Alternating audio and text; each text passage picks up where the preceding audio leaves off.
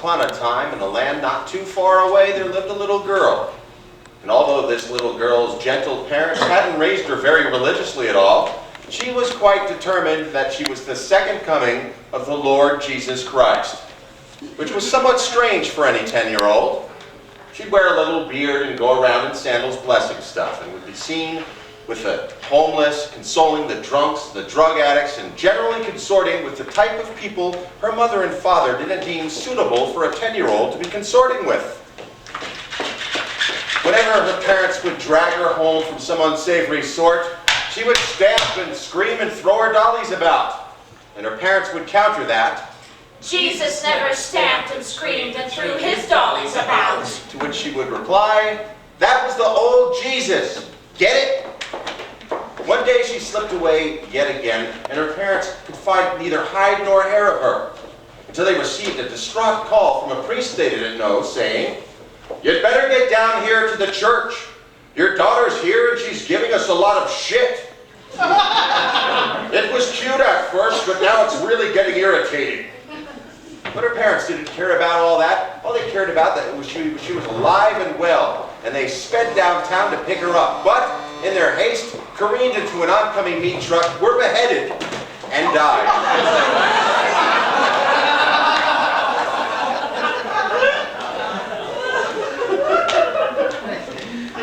When informed of the news, the girl cried one single tear, and not a single tear more, as she thought Jesus would have done had he lost his parents in a vehicular beheading. And then the state shipped her off to live in the forest with a pair of abusive foster parents, who hadn't informed the state they were abusive on the form, who hated religion, who hated Jesus, who hated anybody who didn't hate anybody, and who, as it would follow, hated the little girl.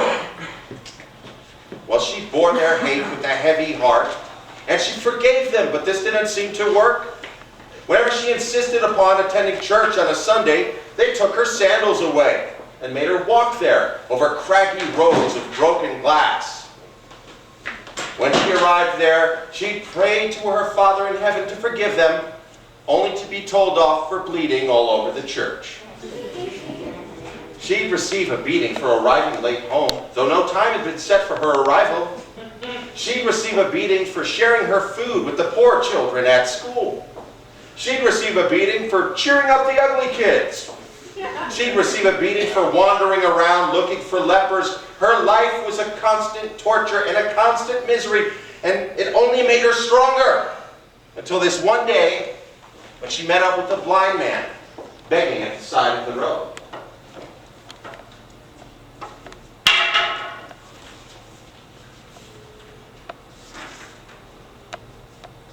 She mixed a little of her spittle in the dust and rubbed it over his eyes. He reported her to the police for rubbing dust and spittle in his eyes. And when her foster parents got her back from the police station, they said to her, "So, you want to be just like Jesus, do you?" She replied, "Finally, you fucking get it." And then they stared at her for a while, and then it started.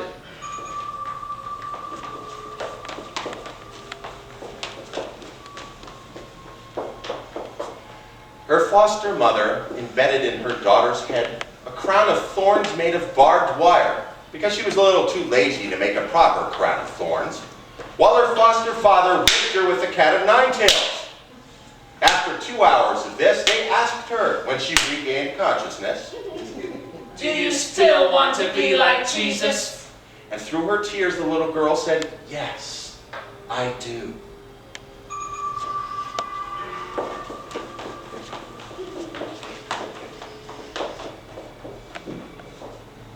Then, they forced her to carry a heavy wooden cross around the living room 100 times. Her legs buckled and her shins broke, and all she could do was look at her little legs bending back the wrong way, and they said to her, "Do you still want to be like Jesus?" She almost got sick, but she swallowed it so as to not look weak, and she looked them right in the eye, and she said, "Yes, I do."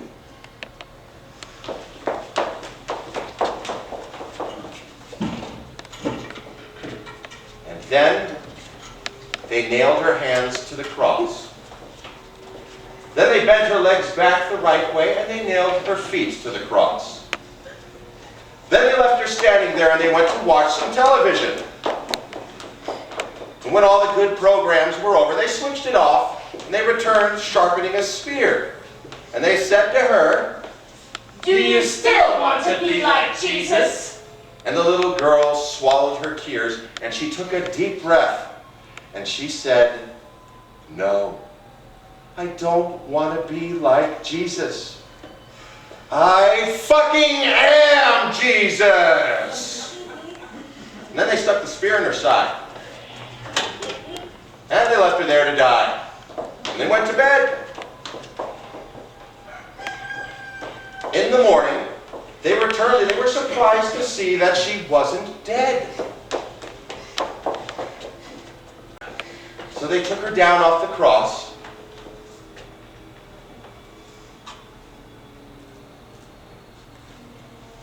Then they buried her alive in a little coffin with just enough air to breathe for 3 days. And the last thing the little girl heard were her foster parents' voices calling from above, "Well, if you're Jesus, you'll rise again in 3 days, won't you?"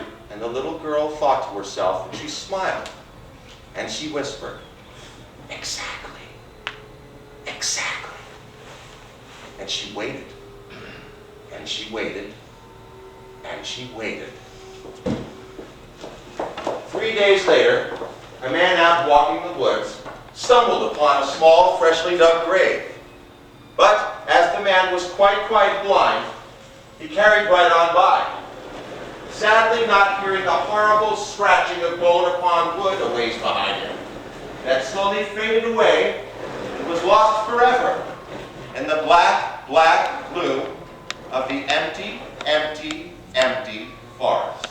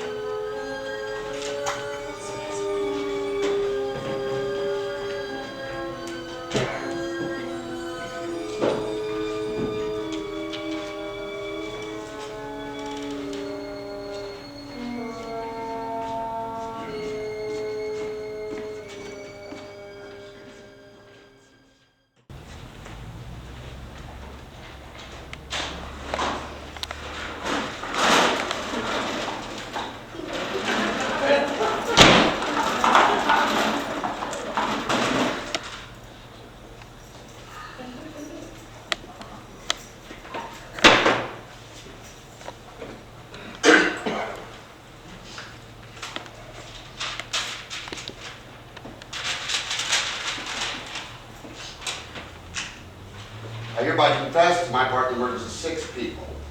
3 carried out by me alone, 3 carried out by me and my brother, collecting out a number of gruesome and perverted short stories I had written.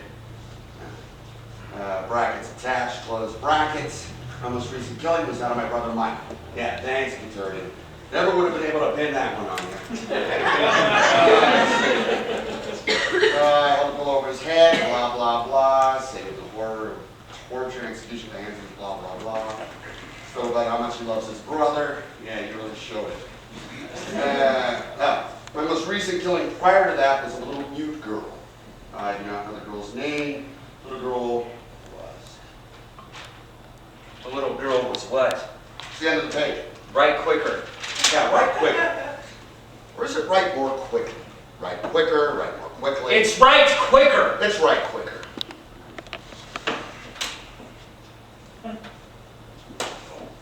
You're not doing your fucking exams. Sorry.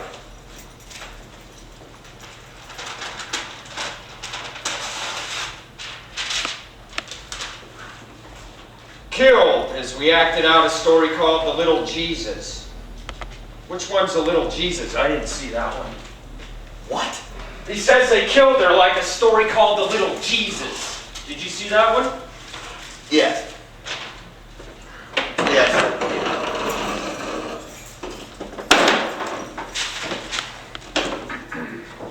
Where's the little blue girl? Where's she buried? Drawn a map. About 200 yards behind our house in the Camaniche Forest, there's a wishing well. Behind the wishing well, the girl's buried there, along with two others, two adults. What two others? I'm getting to that.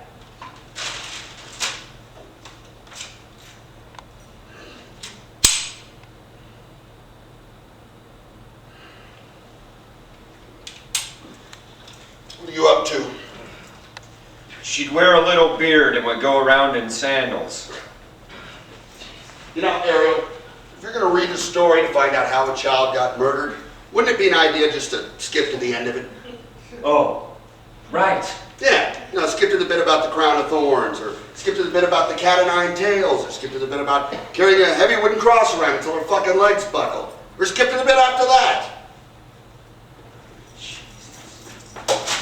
I'll get the forensics people, pick up the body.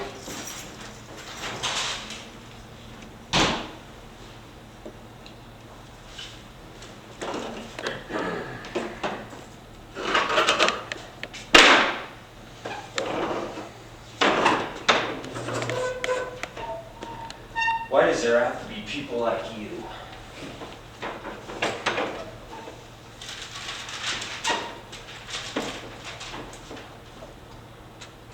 And I held him down as my brother cut his toes off, acting out a story called The Tale of the Town on the River.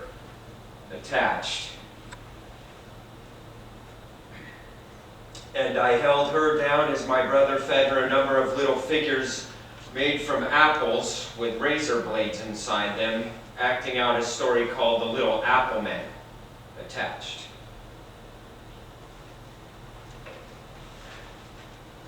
Do you really think we're not going to burn every one of your stories the minute we kill you? I've answered all your questions truthfully like I promised I would. Yeah, I believe you're going to keep all of my stories safe in their case file until 50 years after my death, just like you promised you would. And what makes you think we'll keep our word? Oh, I don't know. I think deep down you're honorable men. Deep down? Deep fucking down? Hey, do me a favor and beat me up after I finish writing this. I'm just getting to the part about murdering my parents.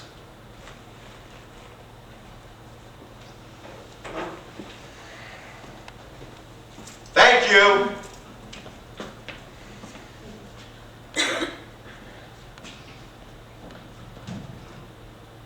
You killed your mom and dad? This may seem like a ridiculous question, but why? There's a story in there called The Writer and the Writer's Brother. I don't know if you saw it. I saw it.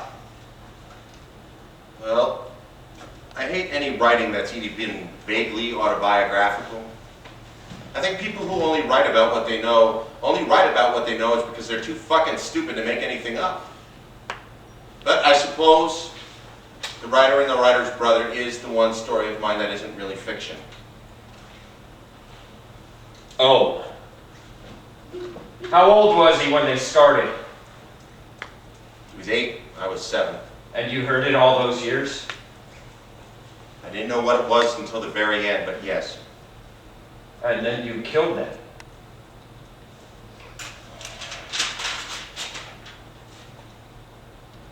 I held a pillow over my parents' heads for a little while, and I buried them out behind the wishing well.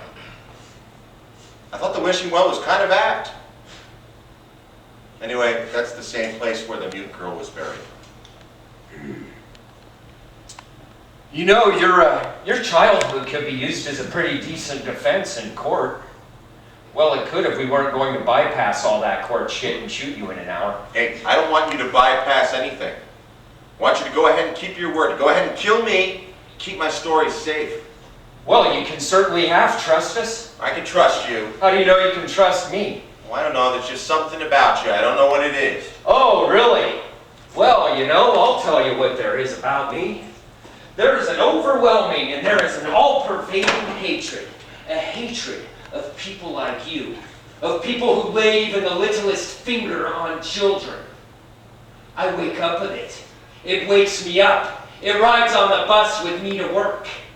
It whispers to me, they will not get away with it. Now, I come in early, I make sure all the bindings are clean and all the electrodes are in the right order so we won't waste time. Now, I admit it, sometimes I use excessive force. And sometimes I use excessive force on an entirely innocent individual. But I'll tell you this, if an entirely innocent individual leaves this room for the outside world, they're not going to contemplate even raising their voice to a little kid again. Just in case I fucking hear him and drag him in here for another load of excessive fucking force. Now, is this kind of behavior in an officer of the law in some way questionable morally? Of course it fucking is. But you know what? I don't fucking care. Because when I'm an old man, you know what? Little kids are going to follow me around. And they're going to know my name and what I stood for. And they're going to give me some of their candy in thanks. And I'm going to take that candy and thank them and tell them to get home safe. And I'm going to be happy. Not because of the candy. I don't really like candy. But because I know in my heart that if I hadn't been there, not all of them would have been there. Because I'm a good policeman. Not good in the sense of being able to solve lots of stuff, because I'm not. But good in the sense of I stand for something. I stand for something. I stand on the right side. I may not always be right, but I stand on the right side. The child side, the opposite side to you. So when I hear that a child has been killed in a fashion such as this little Jesus thing, you know what? I would torture you to death just for writing a story like that, let alone acting it out. So you know what?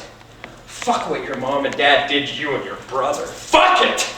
I would have tortured the fuck out of them if I had them here. Just like I'm going to torture the fuck out of you now, too. It's two wrongs do not make a rights. Two wrongs do not make a rights.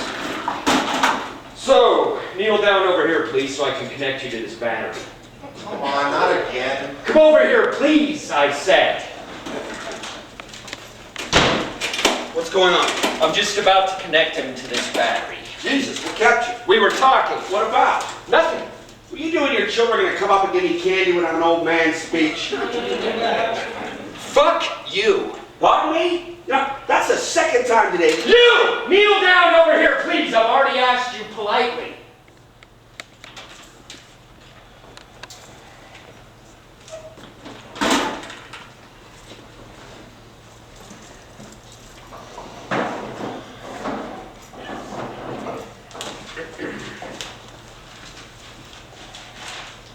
Man, who was the first one to tell you to kneel down, Ariel?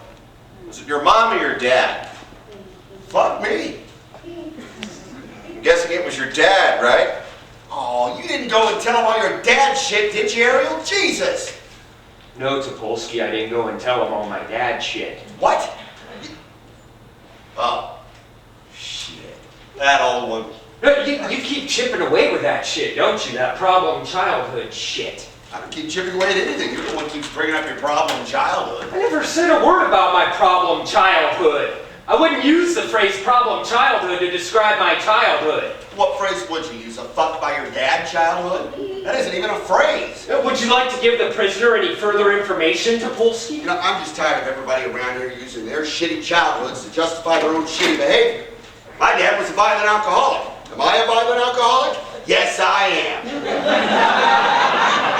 That was my own personal choice. I freely admit it. I would like to get back to torturing the prisoner now. Get back to torturing the prisoner. You've kept him waiting ages. You've overstepped the mark today, Topolsky. I'm reading through the prisoner's confession to ensure we've left no aspects of this case unaccounted for. I'm doing my job. I'm not torturing some condemned fuckhead just to satisfy my own sadist vengeance fantasies. Way overstepped the mark. Look, just hurry up and torture him, Ariel. We've got to shoot him in a half an hour. Where's your father now, Ariel? You shut your mouth also, pervert. Or what? You gonna torture and execute me? Shh. Is he in prison? Shh! I'm trying to concentrate. Is he in prison? No, he's not in prison. What, they never arrested him? They couldn't arrest him. Topolsky, it would be very bad for all concerned to continue with this line of conversation. I have a dreadful feeling you're right. So I will just connect this last electrode up here, and I will connect this last electrode up here. Why couldn't they arrest him? Shh! Why couldn't they arrest him? Well, because Ariel had already murdered him, of course. I wouldn't really call it murder. It was more like self-defense, diminished responsibility, all that. I just call it murder to tease him. I mean, hey, I'd murder my dad too if he crawled into bed with me every week from the age of 8, Held a pillow over his head while he was sleeping. You boys have a lot in common. I'm going to speak to the chief now and inform him of your behavior throughout this investigation. It has been lacking in focus and in clarity from the start. From the start, such as, what was that whole peripheral vision thing? That whole peripheral vision at the bottom of the eye thing, what was all that about? Disconcert and destabilize the prisoner with asinine nonsense, Ariel. It's in all the guidebooks. Now, I would like to continue to question the prisoner without the aid of your electrical claptrap. So, if you could disconnect Mr. Couturier, if you would, I'd like him to focus. And I shall ask the chief to have me replace you as the number 1 on this investigation. Because this isn't the first time this has happened, is it? And the chief likes me, and he has said so. And number 1's have been replaced before, and you will be reprimanded. And the conclusion of this case will be tied up by me. The tying up of all the loose ends of this case will be tied up by me. Yep. I will be the one to tie them up. And what would be your first step in tying up in this case? Well, as I was trying to do before you came in and said all those things, my first step would be to torture the prisoner with the aforesaid electricity, wasn't it? Why? Why? Because he killed the fucking kids? You see, my first step would be to ask the prisoner a number of questions pertaining to the killing of the little mute girl. Uh-huh. My first question would be, Mr. Couturier. I'd say it like that, sort of formal. Mr. Couturier, is it true that you and your brother, in acting out the little Jesus story, placed a crown of thorns on that girl's head? Yes, it is true. It is true. The second question would be, was this before or after you whipped her with the cat o' nine tails? After. We know all this. My third question would be, did you then make her walk around a while carrying a heavy wooden cross, which you then proceeded to crucify her upon? Yes, we did that. You did that. Did you then, to top it all off, stick a big fucking spear in her pretty little side? Yes, I did. I'm ashamed.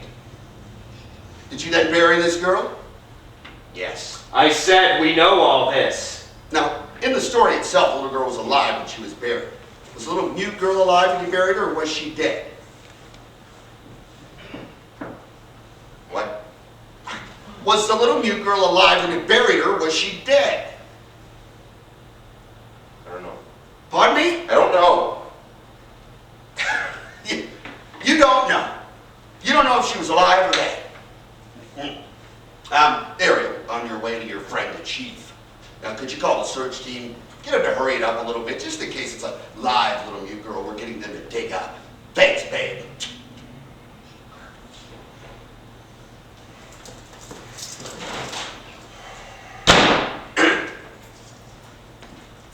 How can you not know? It's hard to tell. She was hardly breathing at all. She would have to be dead after all that, wouldn't she? I mean, hasn't she? Has she? Has she got to be? I don't know. I've never crucified a child and buried her in a coffin. I don't know. It just struck me. I'd assume she's dead. And, as I was telling the forensics boys, all you said was you acted out the little Jesus. Well, it might be all right for Ariel. That's not all right for me. You see, Ariel's a policeman. Ariel polices. Police dogs can police. I'm a detective. I sometimes like to detect. I'm sure she was dead. Not sure enough, though, eh? I wrote a little story once.